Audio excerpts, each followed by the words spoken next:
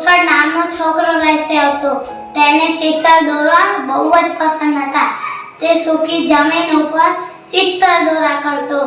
તે દરરોજ વિચારા કરતો કે કાશ મારા પાસે પેન્સિલ હોતી તો હું બહુ જ સારા ચિત્ર દોરતો. પણ તે રોજ મનથી સારા ચિત્ર દોરા કરતો. એક દિવસ તે ચિત્ર દોરતો હતો. એક વૃદ્ધ માણસ આવી તેને પેન્સિલ આપી ગાયબ થઈ ગયો. કુશળ પેન્સિલ જોઈ બહુ જ ખુશ થઈ ગયો. તેને જમીન ઉપર એક કેરીનું ચિત્ર દોર્યું. તે સાચું થઈ ગયું. તેને પછી એક કૂતરાનું ચિત્ર દોર્યું. એ પણ સાચું થઈ ગયું.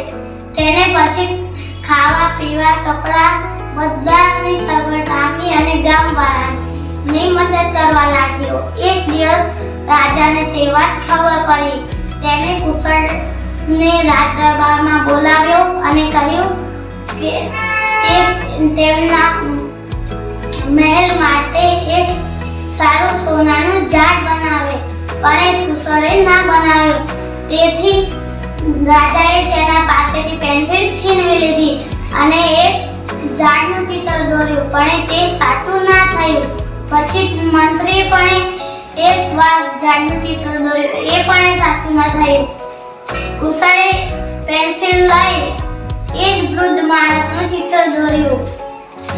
વૃદ્ધ માણસ આવી ગયો અને તેને રાજાને સમજાવ્યું અને રાજા તેને સમજ આવી અને તેને કુશળનું સન્માન કર્યું અને તેને પેન્સિલ આપી દીધી.